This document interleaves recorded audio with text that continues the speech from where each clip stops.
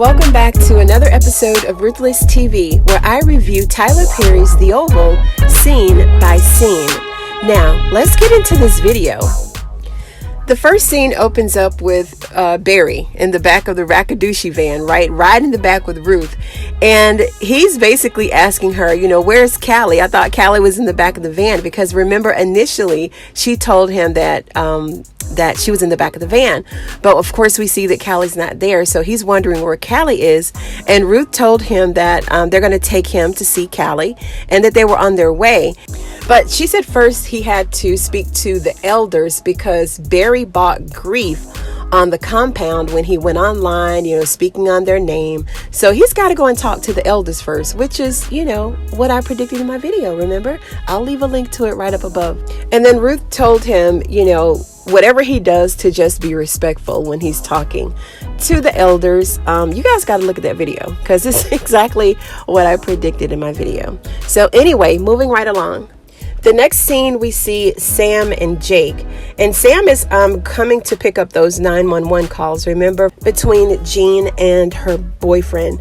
And Jake immediately noticed that something was wrong with Sam. He said they looked stressed out, right? And then he also wanted to know how deep and how far he was involved in the situation. And Sam told me, I really can't tell you that. But Jake did tell him that the case was very perfect. The crime scene was perfect, and it was so perfect that it looked staged. He also told Sam that the case had been taken over by not the FBI but the DOJ, and Sam was really shocked and surprised to hear that. And then Sam also told him that once they came back to get more information, to tell them that he's the one who picked up the tapes. And, of course, Jake said, he wasn't too sure that he wanted to do that, but he's going to follow Sam's orders. And then Sam left. Then we move to the next scene where we see Kyle and Captain Crunch over here. They're looking at the monitors of the cabin, and Kyle is questioning him, whose house is this? And he let him know that the house belonged to a Morton Nixon who actually died in 1999. But then Kyle was like, well, who's taking care of the house? And he let Kyle know that he really didn't know who was taking care of the house, because whoever was going in and out, that they would never hold their head up. They would, look down all the time. And there was no internet connection, so they really couldn't track the person and who they are and what they were doing. But he also told them there were 2 men and 2 women in there as well. And but they really couldn't get close up on them, but they couldn't tell who they were. So Kyle actually told them to zoom in right then and there, because they saw, I guess it had to be Bobby and Max walking around. So they kind of zoomed in, and Kyle confirmed, okay, those are terrorists. We need to go in. We need to destroy them. They're plotting to kill the president. And then Captain Crunch was like, okay, we'll just go ahead and move in. He was like, no ground. We're gonna have to do this by strike. So he goes, we're gonna have to get that authorized. Captain Crunch said he ain't doing nothing until he gets the authority from the president to do it, right? So that's exactly what Kyle did. He took them to the president to get the authorization for the drone strike. And this next scene was a little long, but I'll try to sum it up as best I can, as quickly as I can. It's between Ellie and her boyfriend, Allen. And, Ellie is coming in the house late, and Allen was, questioning her, where you been? Excuse me. And he was basically letting her know that she's nothing but, sex to the president. And he let her know that he was very disappointed in her. And she was like, well, I'm disappointed. I'm very disappointed in our sex life. So she wants Allen to go and stay at a friend's house, right? She's basically trying to put him out. And he was like, what do you mean? You're like, I'm the one who got you this job. And she was like, you got me the interview. You didn't give me the job. So anyway, they're kind of going back and forth. But Ellie, at the end, she said, oh, you can stay, but I'm just going to do me in the meantime, right? And she basically wants to take Hunter down. Because she said, I'm going to beat them at their own game. So she wants to take them down too. I don't know how in the heck she's going to do it, because first of all, Ellie's a little inexperienced, right? She's a little wet behind the ears when it comes to things of this nature. You can tell, she's young, she's a little naive, but I don't understand what her angle is. I had another video where I featured her and the president, because I really don't know what her end game is and who she's gonna be working with. But she has a plan as well, so maybe she'll hook up with the other 3, and they can kind of do it together. But that was that scene. Then the next little piece here, we see Kyle and Captain Crunch coming into Donald's office to get the authorization to proceed with the drone strike. And then he goes further and goes directly to the president to get the authorization. And here we see Hunter and Victoria, and well, we see Victoria first. She's looking at the news story that's breaking about Jean and what happened to her. And then Hunter comes in and turns the television off, and then Victoria was like, well, I was looking at that, what are you doing? And he goes, well, I have DOJ on it, well, Department of Justice on it. I'm going to try not to use acronyms here, but I have the Department of Justice on it. I can't trust anybody in the FBI yet, so I'm just going to put some men on it that I can trust. Then the Donald comes in and he wants the president to know that he's just coming to get the drone strike authorized. And Victoria is like, no, we can't do that. You're going to bring too much attention if you do a drone strike. And, we have to get the approval of Congress and yada, yada, yada. And here we have the mention of Congress, you guys. Remember ruthless congressmen, the dads, the people that are involved with Lilo. So we're going to see how all of this plays out. And I also detected that we're going to be seeing a lot more of the ruthless episodes intermingling with the Oval. That's very clear, right? Okay, so anyway, she said it's a rural area. We can't do that because it'll bring too much attention. But then they let her know that, it's a rural area. So there's not a lot of people around for miles, again, mentioning that Rakadooshi compound indirectly, right? So anyway, Hunter gave him the authorization to do the drone strike. Then I just loved how Hunter kept saying, do it. He just kept saying it. But anyway, I also forgot to mention that they were clowning each other. She called him a clown, and then Hunter called her a perfect dancing elephant. I'm just glad that they limited that scene to insults only and that they didn't physically get into a fight. Then this next scene, I think we're on number 6 now, but we see Dale and Sharon and Kareem. And Kareem is telling Sharon that he basically wants Dale to have more responsibility and start closing up and, opening the shop, closing the shop or the pharmacy. And Sharon was like, are you sure? We need to give him a couple more weeks. And he was like, oh, no, that's too long. We'll just let him do it tonight. And she was like, why are you, doing this so fast?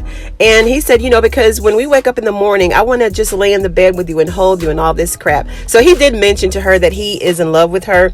And she was like, well, what is your baby mama going to say, Michelle? First of all, I didn't know that he had a baby mama. So we have yet a new character entering into this situation with them. So, besides Barrett was enough. So now we got Michelle to deal with, right? And I knew that he had an ex-girlfriend, but I didn't know that they had a baby. But anyway, Kareem has all the confidence that he needs in Dale to give him the keys to the kingdom. And he's going to let him open and close. And then they left to go and get Mexican food, Sharon's favorite. Then we move on to scene number 7, where we have Donald and Lily. Donald enters the house. I guess he's coming home from work. And Lily is there in her teddy. And she basically wants to set her ground rules. And she's telling Donald, she's going to see who she wants, when she wants. But, in the house. And she'll be discreet about it. And Donald was like, there's no way in hell that I'm going to approve of that, right? And then she goes, well, where do you want me to have sex, Donald? Do you want me to have sex in the cars? Do you want me to go to a hotel?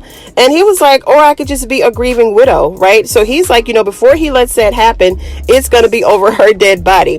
And then she goes, well, come on over here and choke me. Listen, I also predicted this part in my video because I knew that, these scenes can get really intense really fast because I thought, well, it appeared that he was moving in on her to, take her down and they was going to do the, the married thing. But then, she's, opening her neck up for him to choke her. And I was like, I hope he's not going to choke her. This is in my video last week. Again, look at that video, you guys. If I can't leave the link up above, I'll leave it in the description. I don't know how many links we can leave in this video. So either way, you can find it. But Lily doesn't want to have sex in cars and hotels because she thinks that it's gonna risk people finding out who Donald really is and about his lifestyle with Kyle.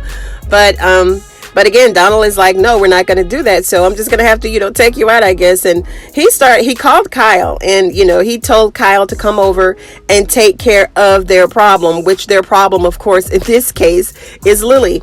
And then she tells him, do you know Maggie Marshall of the Times and Lester Eaton at the Post?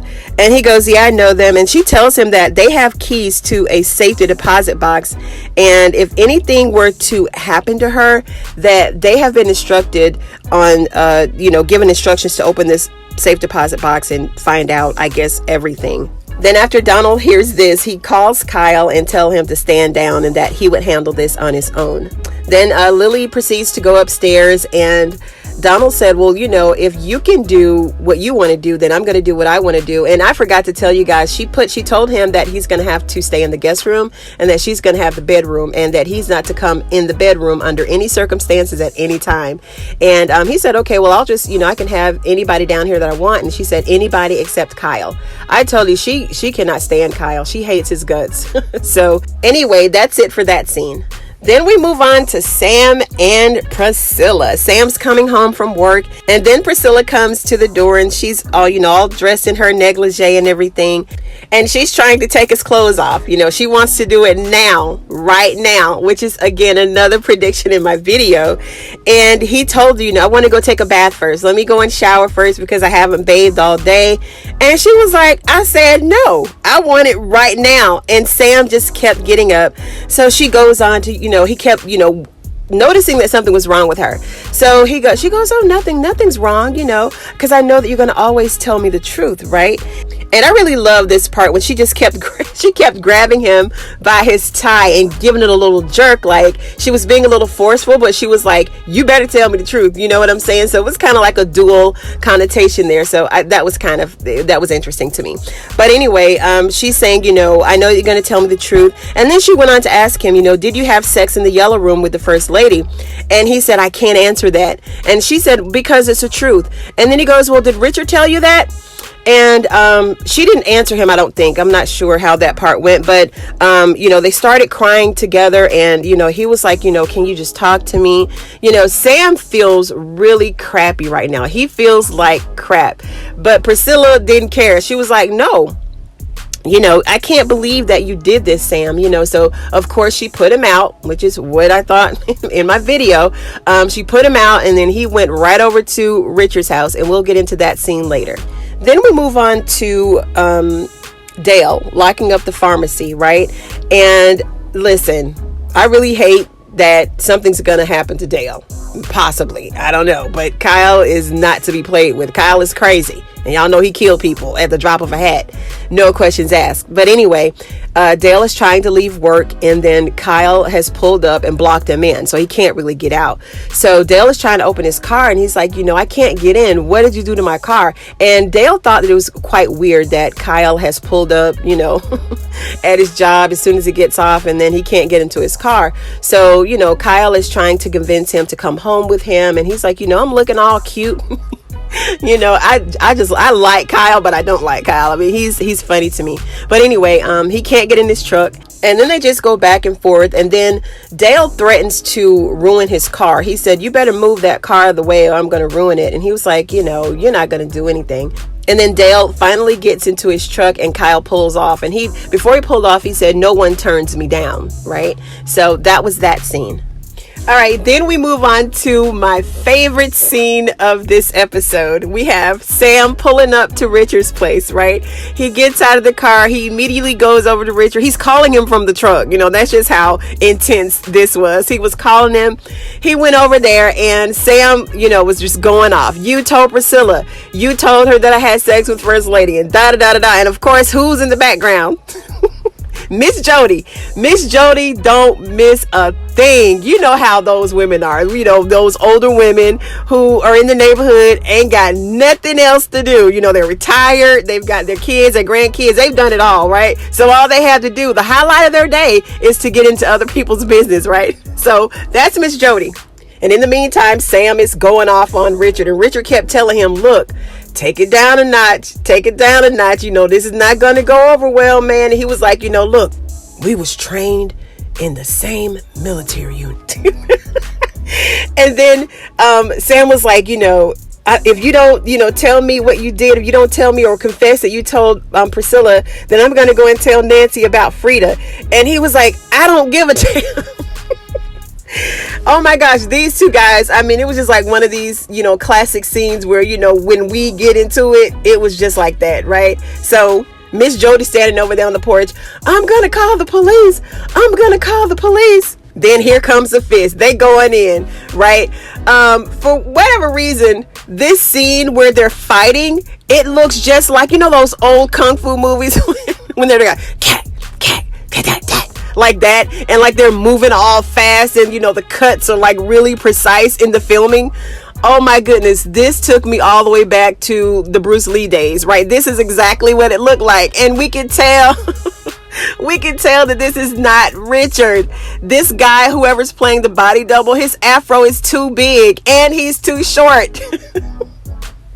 This is my favorite scene, you guys. It was so funny to me. But anyway, Nancy comes out and she's, telling what's her name? Don't call the police. We got it. It's okay. And she's sharp because she's like, Sam, what are you doing? Like she doesn't know what's going on. And then Miss Jody, in the meantime, she's still, I'm gonna call the police. I'm gonna call the police. And then Nancy finally tells her, look, Miss Jody, take your sass in the house. Oh my gosh, I'm sorry. I don't mean to laugh so much. Let me get through this interview, but it was so hilarious to me. And Miss Jody was like, why are you talking to me like this? I can't believe you're talking to me like this. Matter of fact, you just go ahead and give me my crock pot, my lawnmower. Ain't that like us? As soon as you get into it, you want everything you ever gave them in life back. Right? But anyway, Nancy finally gets Richard to come in the house, and Richard doesn't want her to touch him or anything, so he just kind of move along to the house, and Sam leaves. And then Richard locked the door. He locked her out again. Like, Richard don't want to have nothing to do with his wife at this time. And Nancy just keeps forcing herself. I think she needs to just fall back, give this man some time to breathe and to digest and, get everything take in everything that she told him. This is a lot. And she just keeps forcing herself into his situations, and it's not helping. And even when she was locked out, Miss Jody is still over there talking ish. You ain't getting back in this time. Yeah, he locked you out again. She just wouldn't stop. Then we move on to the final scene of the episode. We have Bobby entering the cabin where Max is. And of course, Max has his gun drawn. Apparently, he didn't see that it was Bobby coming through the door or coming up the stairs or whatever. But anyway, he drew the gun and then he came in. And Max was telling Bobby that he went on a walk. Right? And he ran into the Rackadooshie compound and he, went up there being nosy, trying to see what was going on. And then Bobby said, well, what did you see? And he said, well, I saw kids and I saw guns. So I just went off. I just had to take one of them down. And he was like, why did you do that? And he was like, well, they started questioning me about who I was. So I had to take one of them out. So I'm not quite sure what he meant by that, but I'm going to do a whole separate video to break this scene down even more. Right. And then Bobby goes on to tell him that that Donald caught him and Lily in the house, and Max is telling him, Lily wants her husband. She wants Donald. She doesn't want you. And then Bobby was like, no, she wants me, and all this, that. And then Max was telling him, I'm about to leave. I ain't putting up with this no more. I'm getting out of here. And Bobby was like, no, man, don't leave because I need you. And then in the midst of their conversation, Max hears the drone above, and Bobby was like, what's wrong? What's going on? And then Max didn't say anything else. He just basically pushed Bobby out of the door. And at that time, that's where we see the explosion. So I guess this was the cabin that was, of course, in the video, in the preview. So he pushed him out. And they got out, and then the cabin exploded. And that concludes this review of Tyler Perry's The Oval. I hope that you guys enjoyed the video. Go ahead and give it a thumbs up if you did. If you have not subscribed already, go ahead and subscribe to the channel and share the video. Thank you so much for tuning in, you guys, and I'll see you on the next one.